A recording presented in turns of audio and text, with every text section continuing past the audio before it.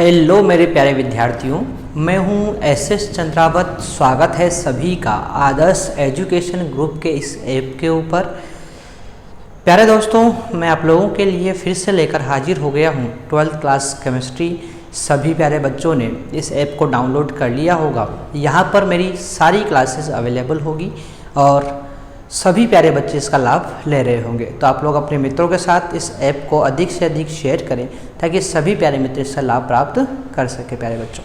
ठीक है, तो शुरू करते हैं अपन आज का सेशन। और आज के सेशन के अंदर मैं आप लोगों के लिए लेकर हाजिर हुआ हूँ सरफेस केमिस्ट्री, पृष्ठीय रसायन से संबंधित महत्वपूर्ण बातें। और इसमें अपन पढ़ रहे हैं अधिशोषण। ठीक है, एडजॉर्प्शन के बारे में अपन बात कर रहे हैं। और एडजॉर्प्शन जो होता है प्यारे बच्चों, इस एडजॉर्प्शन के बारे में बहुत सारी बातें अपन पढ़ चुके हैं। जैसे कि अधिशोषण जो होता है इससे संबंधित शब्दावली के बारे में बात कर चुके हैं। इसकी जो भी प्रकार है अधिशोषण के उसके बारे में बात कर चुके हैं। अब आज अपन टॉपिक लेकर आए हैं अधिशोषण को प्रभावित करने वाले कारक, अर्थात कौन कौन से कारक ऐसे होते हैं जो अधिशोषण प्रक्रिया को प्रभावित करते हैं प्यारे बच्चों। ठीक है, तो इसमें बात करते हैं अपन। तो देखो प्यारे बच्चों, अधिशोषण को प्रभावित करने वाले कारकों के अंदर सबसे पहले मैं आपसे बात करने वाला हूं और वो है गैस अधिशोष्य की प्रकृति। गैस अधिशोष्य की प्रकृति, इसके बारे में मैं आपसे बात करने वाला हूं। देखो, गैस अधिशोष्य की प्रकृति का मतलब हुआ कि यदि अधिशोषक की सतह पर जो अधिशोष्य एकत्रित हो रहा है वो गैस अवस्था में है। कौन सी अवस्था में प्यारे बच्चों? गैस अवस्था में है। तो ये किस प्रकार अधिशोषण प्रक्रिया को प्रभावित करता है। ठीक है, चलो देखते हैं। देखो, कुछ गैसें हैं जैसे कि आपकी SO2 गैस है, H2S गैस है, HCl गैस है, NH3 है। ये जो गैसें आपको यहाँ पर दिखाई दे रही है, ये ऐसी गैसें हैं जो सरलता से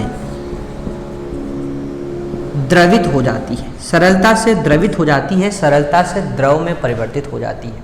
ठीक है, और आगे मैं बात करूं आपसे तो H2 है, N2 है, O2 है। ठीक है, ये गैसें ऐसी हैं जो स्थायी गैसें हैं। स्थायी गैस होने का मतलब क्या हुआ? स्थायी गैस होने का मतलब हुआ कि ये सरलता से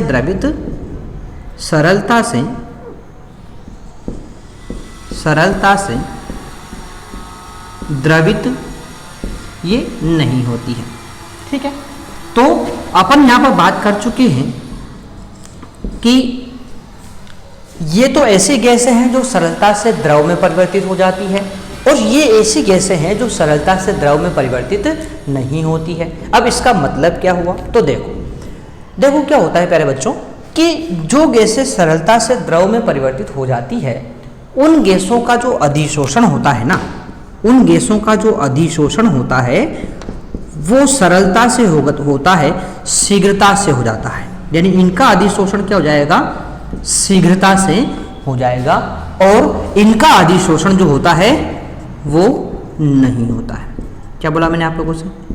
मैंने आप लोगों से बोला है कि जो गैसें सरलता से द्रव में बदल जाएगी उनका अधिशोषण शीघ्रता से हो जाता है और जो गैसें सरलता से द्रव में परिवर्तित नहीं होगी उन गैसों का अधिशोषण भी नहीं होगा। ठीक है, अब आप पूछेंगे कि सर द्रव में बदल रही है इसलिए अधिशोषण आसानी से हो गया। ठीक है, परंतु कोई भी गैस द्रव में कब बदलेगी इसके बारे में बात कर लेते हैं। तो प्यारे बच्चों, कोई भी गैस का द्रव में परिवर्तित होना उसके क्रांतिक ताप पर डिपेंड करता है। किस पर करता है? क्रांतिक ताप पर। ठीक है, क्रांतिक का ताप क्या चीज होती है? तो प्यारे बच्चों, क्रांतिक ताप के बारे में बात करते हैं अपन। तो क्रांतिक ताप जो होता है ये कोई भी गैस के लिए वह न्यूनतम तापमान होता है। कोई भी गैस के लिए वह न्यूनतम तापमान होता है जिससे अधिक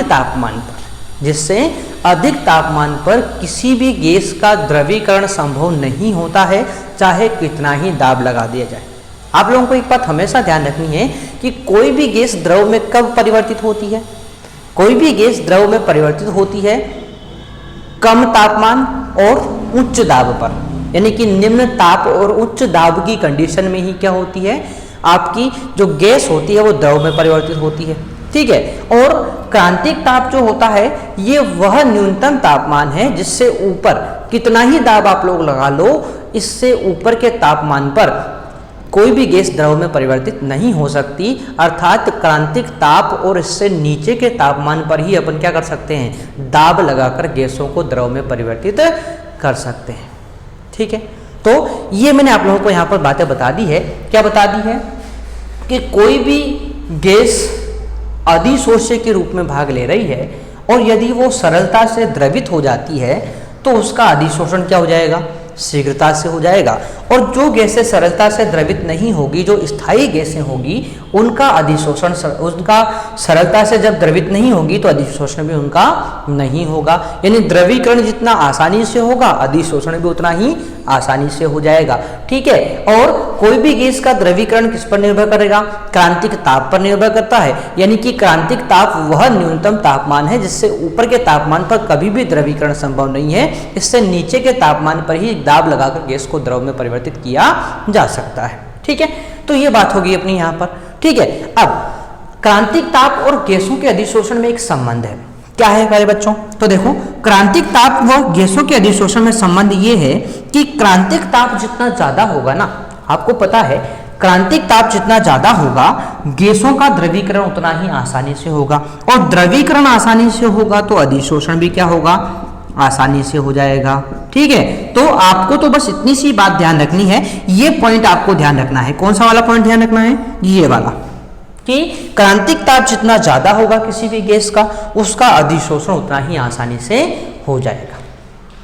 ठीक है, अब आप लोगों को यदि क्वेश्चन के अंदर क्रांतिक ताप दे दिया जाए और आपसे पूछा जाए कि कौन सी गैस सरलता से अधिशोषित होगी और कौन सी गैस बाद में अधिशोषित होगी, तो आप लोग आसानी से बता सकते हैं कि जिसका क्रांतिक ताप ज्यादा उसका अधिशोषण आसानी से हो जाएगा, जिसका क्रांतिक ताप कम उसका अधिशोषण उतना ही कठिनाई से होगा प्यारे बच्चों। ठीक है, तो ये बात होगी अपनी यहाँ पर किसके बारे में, क्रांतिक ताप और अधिशोषण के बारे में। ठीक है, अब मैं आप लोगों को यहाँ पर बता दूं, जैसे ये सारे उदाहरण अपन ने यहाँ पर लिए हैं, SO2, H2S, HCl, NH3, H2N2O2, ये जितनी भी गैसें हैं इन सभी गैसों का किन गैसों का अधिशोषण आसानी से होगा, किन का नहीं होगा, इसका क्रम आप लोगों को यहाँ पर दिया हुआ है। ये सारी विषय वस्तु आपको इसी ऐप के ऊपर आदर्श एजुकेशन ग्रुप के ऐप जो ऐप है उसमें स्टडी मटेरियल के अंदर आपको जो भी विषय वस्तु मैं यहाँ पर पढ़ा रहा हूँ वो सारी आपको PDF फॉर्म में प्राप्त हो जाएगी, तो वहाँ से आप लोग उसको लिख ले पाएगा दोस्तों। ठीक है, चलो देखते हैं अपन आगे की तरफ। तो क्रांतिक ताप की अपन बात करते हैं प्यारे बच्चों, तो कुछ गैसों के क्रांतिक ताप आपको दिए हुए हैं और इन क्रांतिक तापों के आधार पर, ठीक है, इन क्रांतिक तापों के आधार पर अपन बता सकते हैं कि कोई भी गैस कितनी आसानी से अधिशोषित होगी। जैसे बात करते हैं अपन यहाँ पर SO2 है, इसके अलावा बात करें अपन यहाँ पर NH3 है, अमोनिया, HCl है, CO2 है, CO2 है, इसके अलावा बात करते हैं अपन CH4 है, CO है, N2 है, H2 है। ठीक है, ये गैसें आपको दी हुई है और इनके क्रांतिक ताप भी आपको दिए हुए हैं। क्रांतिक ताप किस में दिया हुआ है भाई, केल्विन में दिया हुआ है। ठीक है, क्रांतिक ताप कितना है तो देखो मैं आपको बता देता हूँ, इसका 430 केल्विन होता है, 406 केल्विन होता है, इसके अलावा 324 है, 314 है। नेक्स्ट बात करते हैं, इसका 309 है प्यारे बच्चों। ठीक है, 309 की जगह 304 ले लेते, 304 यहाँ पर है। उसके बाद 190 है। ठीक है, अपना CO का क्रांतिक ताप जो होता है CO का 134, 126 और 33। ठीक है, और अधिशोषित आयतन की बात करते हैं अपन, तो देखो ये आपको याद नहीं रखना है प्यारे बच्चों, ये आपको याद नहीं रखना है। आप लोग ध्यान रखेंगे, इसको आपको याद नहीं रखना है। कभी कभी यदि आप लोगों को क्वेश्चन दे दिया जाए, ये मैं आप लोगों को इसलिए बता रहा हूं कि मान लो कभी आपको क्वेश्चन दे दिया जाए तो आप लोग ये बता सके कि जिसका क्रांतिक ताप ज्यादा होता है उसका अधिशोषण भी कितना क्या होगा, ज्यादा होगा। ठीक है ना, तो एक क्रम में आप लोगों को यहाँ पर समझाने के लिए बता रहा हूँ, ये आपको याद नहीं करना है। ठीक है, अधिशोषित आयतन की बात करते हैं अपन यहाँ पर, तो देखो 380, 180,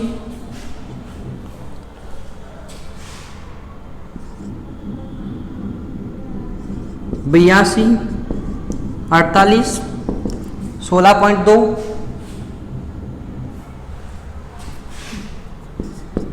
72, 16.2, नेक्स्ट 9.3, 8.0 और 5.4, 4.5। ठीक है, इस प्रकार से। तो ये आपको यहां पर देखो, अब देखो इस क्रम से आपको ये स्पष्ट हो जाता है कि SO2 जो है, इस SO2 गैस का क्रांतिक ताप क्या है, 430 केल्विन सबसे ज्यादा है। क्रांतिक ताप ज्यादा तो अधिशोषित आयतन भी देखो ज्यादा है, यानी कि क्रांतिक ताप ज्यादा है इसका, इसलिए इसका अधिशोषण भी क्या हुआ, ज्यादा हुआ। और यहाँ पर देखो आप लोग, H2 एक स्थायी गैस थी, मैंने आप लोगों को बताया H2 स्थायी गैस है, यानी इसका क्रांतिक ताप क्या है, कम है, 33 केल्विन ओनली। ठीक है, तो इसका अधिशोषित आयतन भी क्या है, कम है, 4.5 केल्विन। ठीक है ना, तो इस प्रकार से मैंने आपको सिंपल सी बात यहाँ पर बता दी है कि क्रांतिक ताप ज्यादा है तो अधिशोषित आयतन भी ज्यादा है। ठीक है, क्रांतिक ताप कम है तो अधिशोषित आयतन भी क्या है, कम है। और ये आपका क्या है, ये आपका अधिशोषण का घटता क्रम यहाँ पर आ गया है। ठीक है, तो इस प्रकार से प्यारे बच्चों मैंने आप लोगों को बता दिया है कि कोई भी गैस अधिशोष्य जो होगा उसकी प्रकृति, अर्थात वो आसानी से द्रव में बदल रही है या नहीं बदल रही है, ये जो होती है ये प्रकृति किसको प्रभावित करती है, अधिशोषण को प्रभावित करती है। सभी प्यारे बच्चों को यहाँ तक की बातें समझ में आ गई है। ठीक है, तो बढ़ते हैं अपन नेक्स्ट पॉइंट की तरफ, और नेक्स्ट है आपका प्रभावित करने वाले कारकों के अंतर्गत नेक्स्ट कारक मैं आप लोगों के लिए यहाँ पर लेकर आया हूँ, और वो है अधिशोषक का पृष्ठीय क्षेत्रफल। क्या है प्यारे बच्चों, सेकंड कारक अधिशोषक का पृष्ठीय क्षेत्रफल।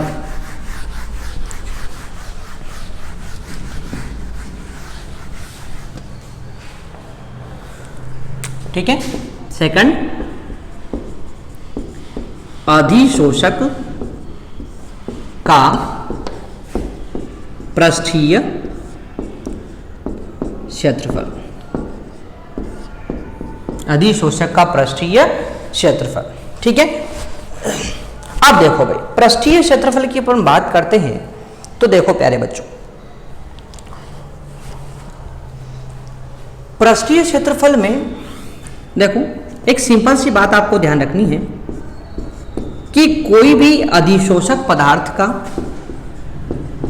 पृष्ठीय क्षेत्रफल जितना ज्यादा होगा वहां पर अधिशोषण की मात्रा भी उतनी ही ज्यादा होगी। अधिशोषण की मात्रा भी क्या होगी, अधिक होगी। ठीक है, पृष्ठीय क्षेत्रफल ज्यादा तो अधिशोषण की मात्रा भी क्या, ज्यादा। ठीक है ना, अब आप बोलेंगे कि सर पृष्ठीय क्षेत्रफल का मतलब क्या होता है, तो पृष्ठीय क्षेत्रफल का मतलब होता है प्यारे बच्चों कि कोई भी अधिशोषक कितना अधिक स्थान घेर रहा है, कोई भी अधिशोषक कितना अधिक स्थान घेर रहा है वो उसका क्या होता है, पृष्ठीय क्षेत्रफल होता है। और पृष्ठीय क्षेत्रफल जितना ज्यादा होगा, यानी जितना ज्यादा स्थान वो घेरेगा उस पर अधिशोषण की मात्रा भी उतनी ही ज्यादा होगी। ठीक है, अब कैसे अपन बात करें उदाहरण के रूप में, तो देखो प्यारे बच्चों कोई भी अधिशोषक जो होता है ना, एक तो अधिशोषित क्या है, एक तो अधिशोषक क्या है, रंध्रहीन है, यानी कोई रंध्र यहां पर नहीं है। साथ ही ठोस अधिशोषक है। रंध्रहीन व ठोस अधिशोषक जो होता है, यदि इसको क्या कर दिया जाए, यदि इसको रंध्र युक्त बना दिया जाए, क्या बना दिया जाए, रंध्र युक्त इसको बना दिया जाए, साथ ही इसको मान लेते हैं अपन चूर्ण फॉर्म में कन्वर्ट कर देते हैं। क्या कर देते हैं, चूर्ण फॉर्म में इसको कन्वर्ट कर देते हैं। तो देखो रंध्रहीन व ठोस अधिशोषक को यदि रंध्र युक्त या चूर्ण में परिवर्तित कर दिया जाए तो इससे क्या होता है, इससे उसका पृष्ठीय क्षेत्रफल बढ़ जाता है। और पृष्ठीय क्षेत्रफल बढ़ गया तो क्या होगा, अधिशोषण की मात्रा भी बढ़ जाएगी। ठीक है, तो बहुत सिंपल सी बात है कि कोई भी अधिशोषक जो होगा उसका पृष्ठीय क्षेत्रफल जितना ज़्यादा होगा उसका अधिशोषण की मात्रा उतनी ही ज़्यादा होगी। कैसे अपन पृष्ठीय क्षेत्रफल बढ़ाएंगे, तो कोई भी रंध्रहीन या ठोस जो अधिशोषक है उसको अपन क्या कर दें, बारीक बारीक से चूर्ण में परिवर्तित कर दें, क्योंकि चूर्ण को बहुत दूरी तक फैलाया जा सकता है। ठीक है, या फिर उसको रंध्र युक्त बना दें, तो इससे क्या होगा, इससे उस अधिशोषक का पृष्ठीय क्षेत्रफल बढ़ेगा, और पृष्ठीय क्षेत्रफल बढ़ेगा तो वहां पर अधिशोषण की मात्रा भी क्या होगी प्यारे बच्चों, अधिक होगी। ठीक है ना, तो दूसरा कारक हो गया अपना कौन सा, अधिशोषक का पृष्ठीय क्षेत्रफल के बारे में अपने यहाँ पर बात कर चुके हैं। ठीक है, आगे बात करते हैं, कुछ विभिन्न धातुएं हैं जिनकी अधिशोषण की जो क्षमता होती है, विभिन्न प्रकार की जो धातुएं होती है उनकी अधिशोषण की क्षमता आप लोगों को याद रखनी है। कभी यदि पूछ लिया जाए तो आप लोग ध्यान रखेंगे कि विभिन्न धातुओं के अधिशोषण क्षमता का क्रम। ठीक है, अधिशोषण क्षमता का क्रम यदि आपसे पूछ लिया जाए तो आप लोग क्या बताएंगे प्यारे बच्चों, आप लोग बताएंगे यहाँ पर कि ये जो धातुएं हैं इनको अपन चूर्ण फॉर्म में परिवर्तित कर दें, चूर्णित फॉर्म में इसको परिवर्तित कर देते हैं तो इनकी अधिशोषण क्षमता बढ़ जाती है। ठीक है, वो कौन कौन सी होती है, ठीक है, तो प्लेटिनम है, पैलेडियम है, निकल है, सोना है। ठीक है, प्लेटिनम सोना पहले आ जाएगा भाई, सोना और निकल। तो सबसे ज़्यादा अधिशोषण क्षमता किसकी होगी, प्लेटिनम की, फिर कौन, पैलेडियम, फिर सोना और फिर निकल। ये कौन सी अवस्था में है, कोलाइडी अवस्था में। ठीक है ना, चलो, तो ये बात अपनी यहाँ पर हो गई है कि यदि आपसे पूछ लिया जाए कि कोई भी ठोस धातु जो है, प्लेटिनम, पैलेडियम, सोना, चांदी, यदि इनका क्रम पूछ लिया जाए कि किस पर अधिशोषण ज़्यादा होगा, किस अधिशोषक की सतह पर अधिशोषण ज़्यादा होगा, तो आप लोग ध्यान रखेंगे प्लेटिनम के ऊपर सबसे ज़्यादा अधिशोषण होता है, उसके बाद सेकंड नंबर पर पैलेडियम आता है, फिर आता है आपका सोना और फिर आता है आपका निकल। ठीक है, तो इस प्रकार से अपन ने अधिशोषण को प्रभावित करने वाले कारकों के अंतर्गत दो कारक आज अपन ने पढ़ लिए हैं, गैस अधिशोष्य की प्रकृति, और सेकंड अपन ने पढ़ लिया है क्या, अपन ने पढ़ लिया है यहाँ पर अधिशोषक का पृष्ठीय क्षेत्रफल।